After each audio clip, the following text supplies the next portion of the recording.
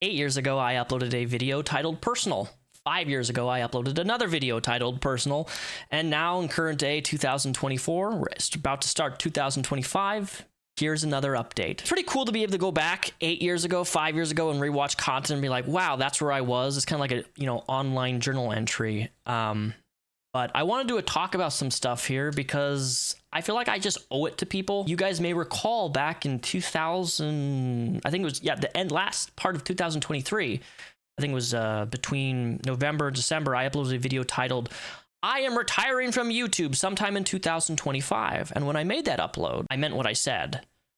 But I had some crazy life events happen to me. Things that were unexpected.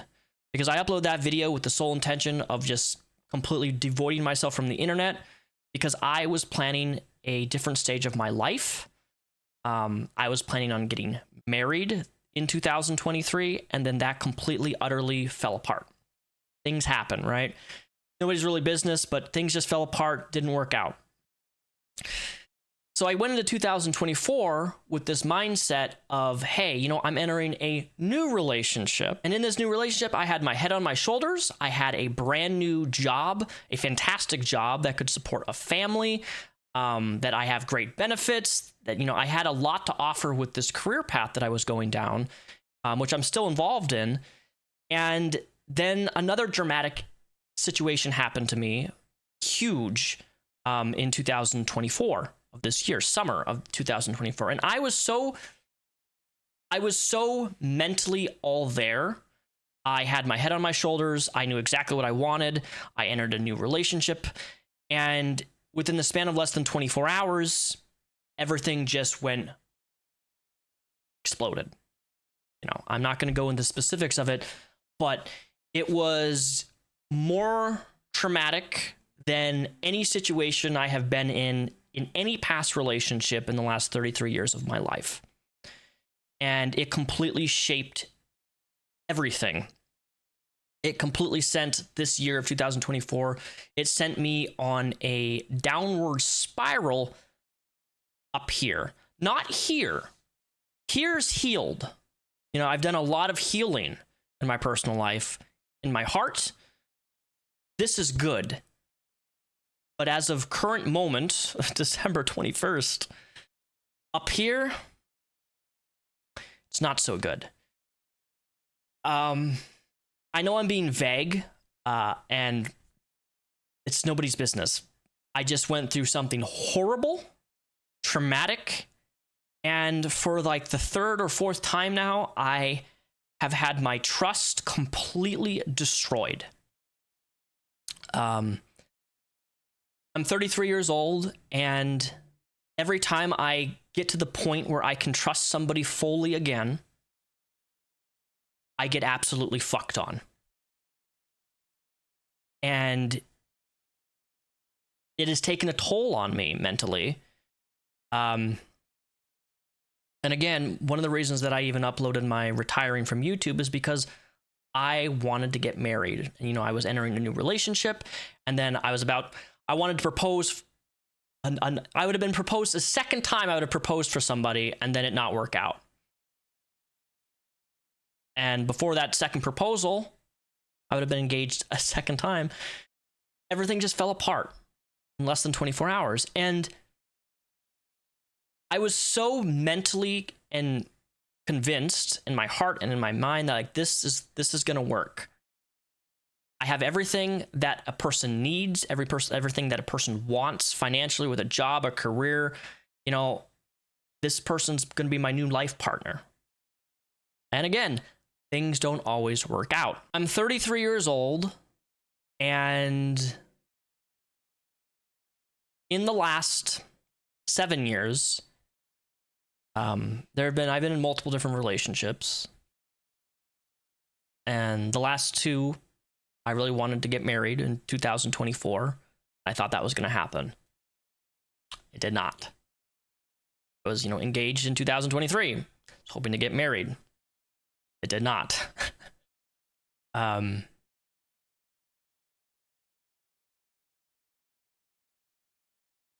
I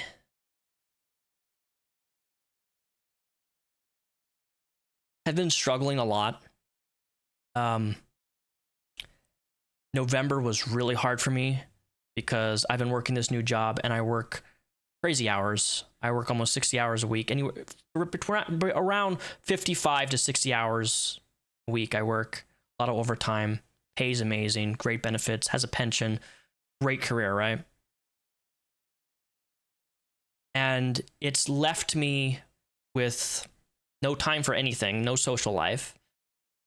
And the worst part of all is, like, Thanksgiving was my first Thanksgiving that I really I didn't have any family to spend with. I mean, I have family in this state, right? But I had to work. And I couldn't take the days off because I didn't have the sick time. So I worked Thanksgiving Day and I worked Black Friday, which was amazing because I did get paid really, really well. I was making $48 an hour both those days. So I worked 22 hours, 11 hours both days. And, like, you do the math, you know, $48 an hour, 11 hours per day, that's a big paycheck. So, like, the money was fantastic, but at what cost, right? It was the first Thanksgiving where I was completely, utterly alone. Everyone I know was with family, doing things with friends and family, and I was working. I was serving the public. I work in the private sector now, so private sector, government, great job, but boy, working with customers can be quite the social drain. bit of an understatement, but yeah. So I don't do welding anymore. I'm still certified as a welder, but I drive commercially, and it's a fantastic job. I really do enjoy it. It has more positive days than bad days. The scheduling's rough because for the first year of my new job, I'm on a thing called what's called extra board. And essentially what that means is that I'm the guy who gets called every single day, 5 days a week when people call out sick.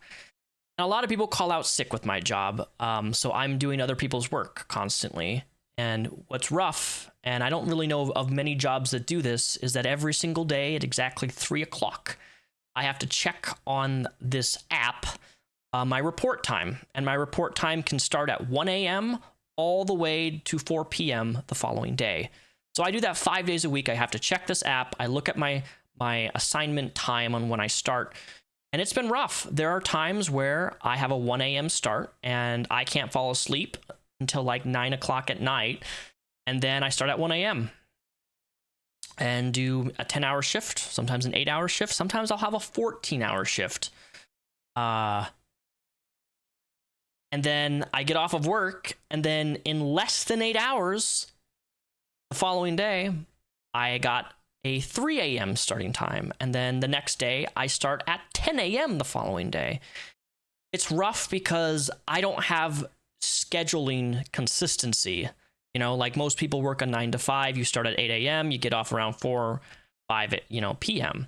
My job's not like that. I've literally had days at my work where I start at 2 a.m. in the morning, get off by 5 p.m. or 3 p.m., and then I got to be back at work at 1 a.m. Personally, I think that there should be labor laws that says that you can't go back to work after, like, you need at least 10 hours in between work shifts, but there's no laws. I looked it up. I'm like, is this technically legal where I can work for, 12 hours and then I have to be back at work in less than 8 in my assignment time? Like, I don't know. I think a lot of things boils down to physics and economics. Jobs want you to work as much as possible and pay you less for the amount of work. And if they can get more work out of you without paying you the max amount of time, because like usually when I have a 14-hour day, we have these things called splits, right? And splits suck. I hate splits. And I try to call out sick anytime I get a split because they can have me up the job for 15 hours. And they're like, oh, okay, so you're going to work 4 hours. And then for 4 hours, you're going to have a split. And then you're only getting paid $3 an hour instead of your $30 plus an hour.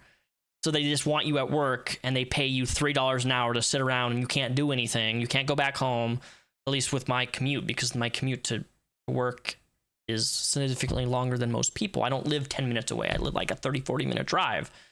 So like you have a split for 2-3 hours, it's not really worth it to drive 40 minutes back, and you're just wasting gas and spending money, and it's annoying. So I don't like splits. A lot of our employees don't like splits. It sucks. But the scheduling's rough because I don't have a normal schedule like everybody else has. And you see these circles, I can't manage my sleep very well. Because I have this internal anxiety. Oh, I'm gonna get late. You get too late at my job, and they fire you. So you don't really want to get fired from a government job, because you kind of get blacklisted. In 2023, I worked for the federal government for a whole year, for almost a year, and I had to quit that job because they were forcing me to do things under the table that were illegal. And I brought it up to management, and management was like, well, we can get you trained on this specific thing, so you'll actually be certified to do what you're doing, even though I wasn't certified. But they were making me do it anyway under the table. And in my little postal book that I brought to the management, I'm like, hey, it says ABC here, the docket point. I'm not allowed to be doing this, but you're making me do it anyway under the table. So if there's a car accident or something goes wrong and I mess up, I'm going to be held liable, and I'm going to be fired, not management for making me do something under the table. It's just funny how things work like that, right? So I quit that job and went into a different career now that I'm almost, I think I'll be employed a year this coming March, I believe. February and March, I'll be employed for a year, and I get a nice big bonus at a year employment. But it's been rough. After a year, then I can actually have a schedule. Allegedly, that's what they tell me. I hope that's the case, but anyways, so yeah, going back, sorry, I just went on like a little work tangent. I work a lot, so I don't have a lot of free time anymore.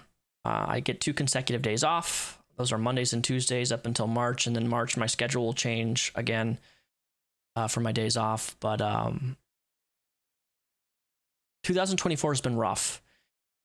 If I had to condense my whole life and everything, 2024 has been the worst year of my life. And I'm not saying that to be cynical or negative. It's just the state of things that have occurred and things that I never thought could happen, did happen.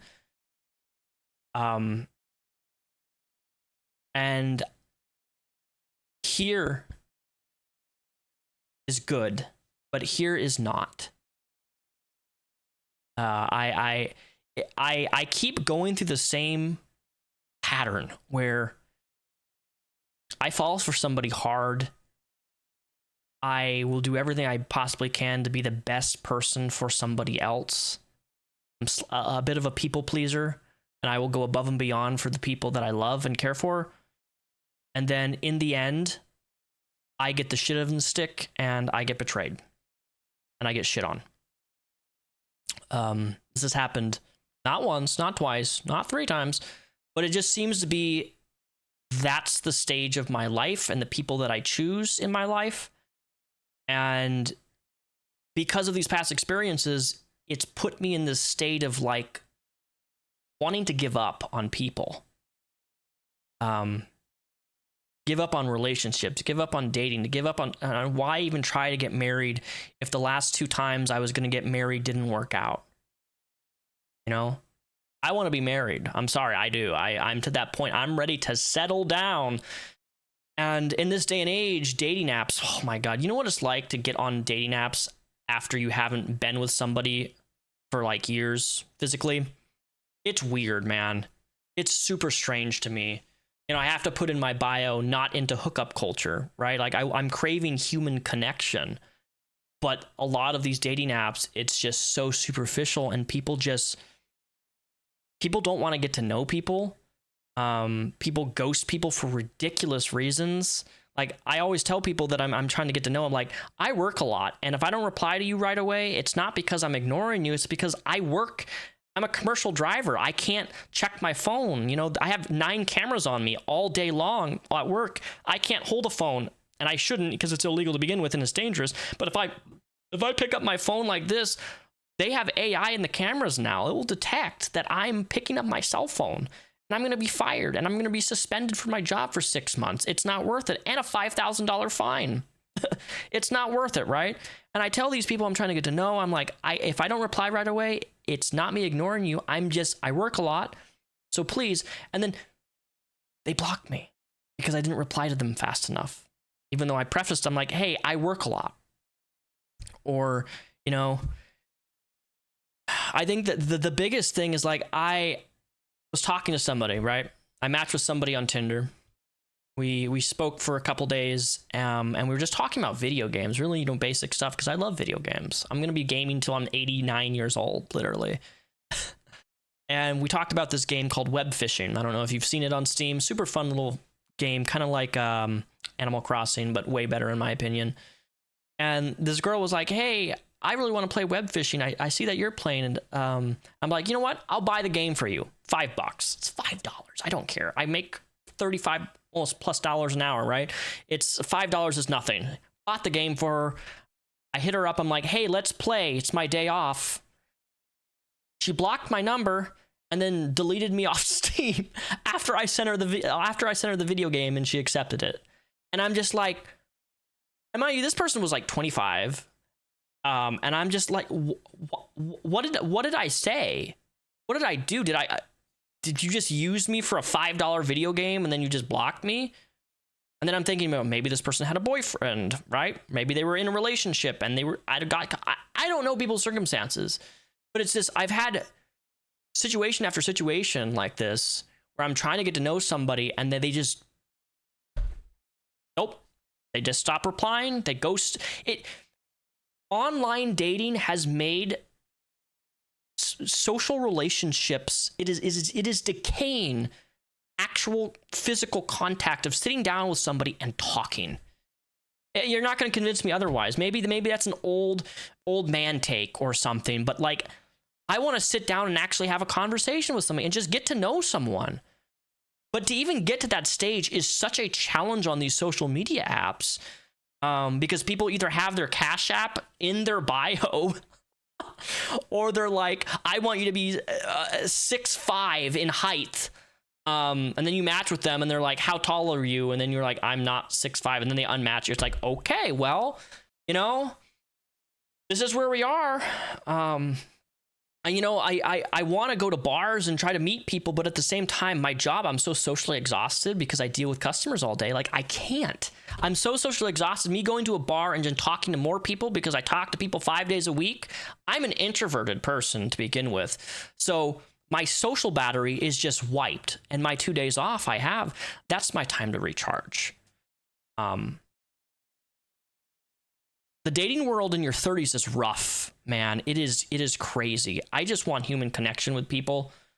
And it's nearly impossible to find. And then when I do find somebody, you know, I'm dealing with this mental game, not here, but the mental game of like, are they going to fuck me over? Because that just seems to be my life is I fall for people, I trust people, and then I get screwed over in the end every single time for the last 6 to 7 years. It has been that way.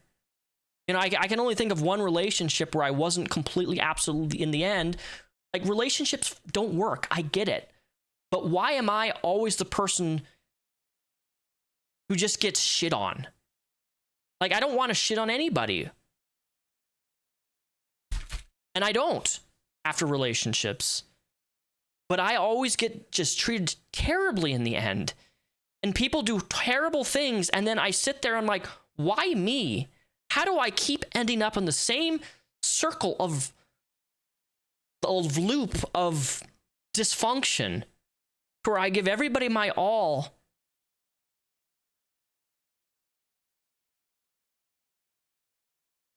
And it's not enough. It's not enough, you know? And that's the hard part. It's not enough.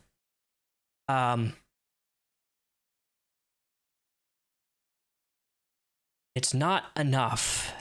And, you know, I'm still in therapy. I'm still dealing with all these, you know. I'm to the point in my life, I keep asking myself, why try anymore?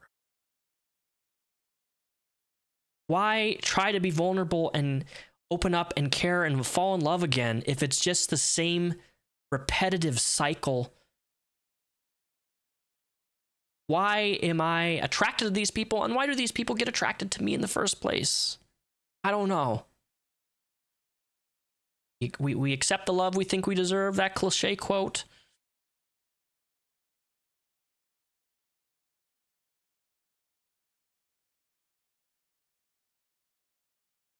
But going back to the start of the video, sorry, we're getting a little emotional. I'm not retiring from YouTube. I've retired it as a job.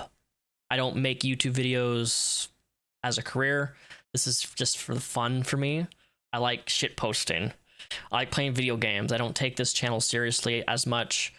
I have a couple of videos planned, but you know, I do a little bit of work when I can, when I have the free time.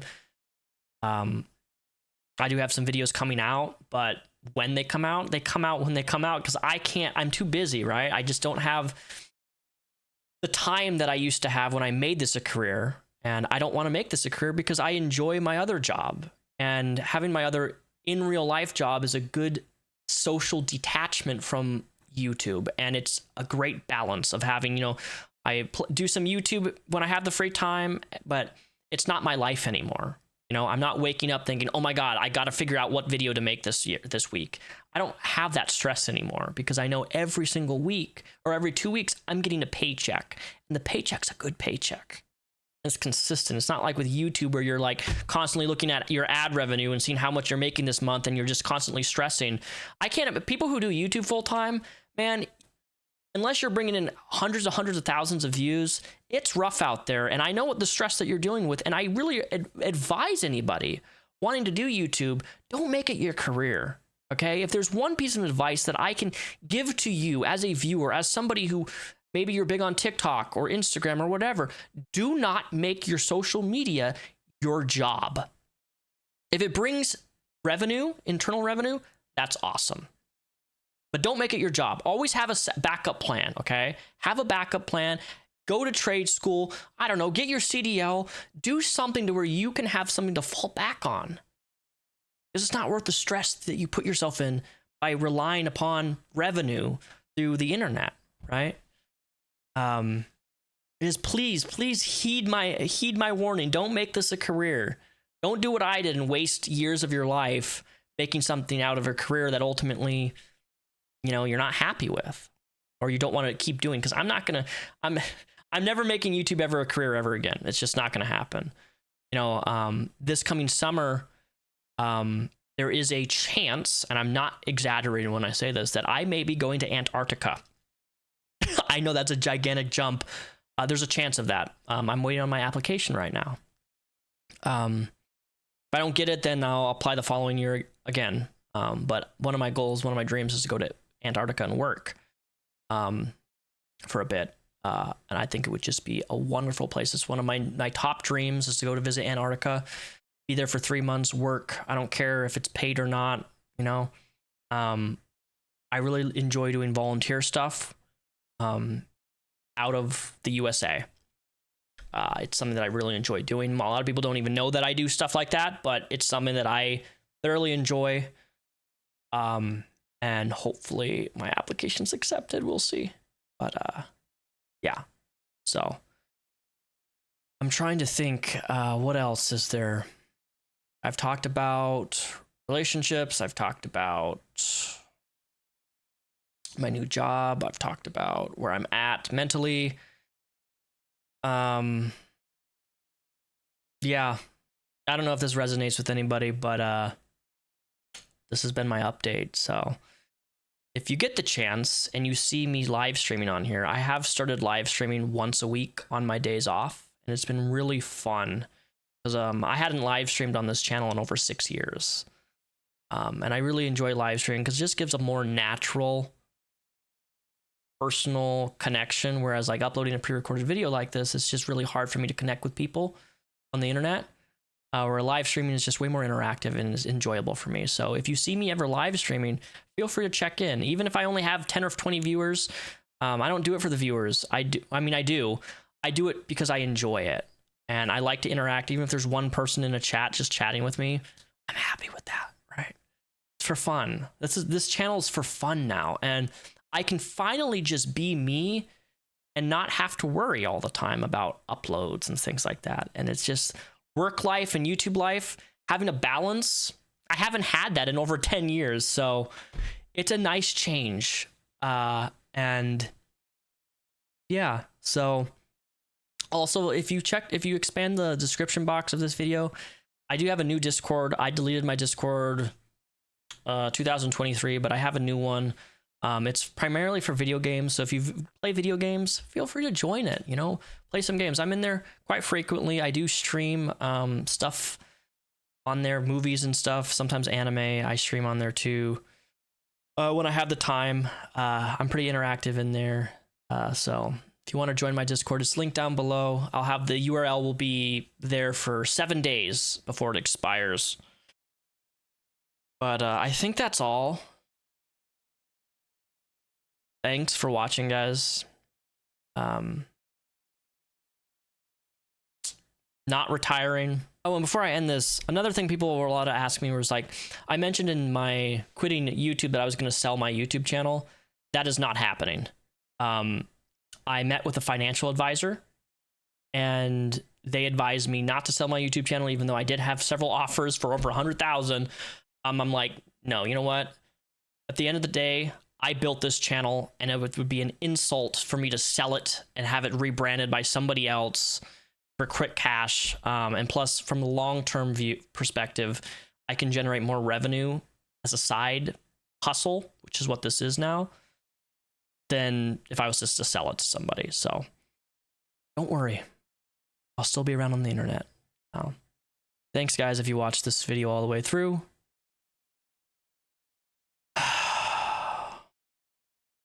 I'll see you probably this coming Monday for a live stream. So peace out, guys. Cheers.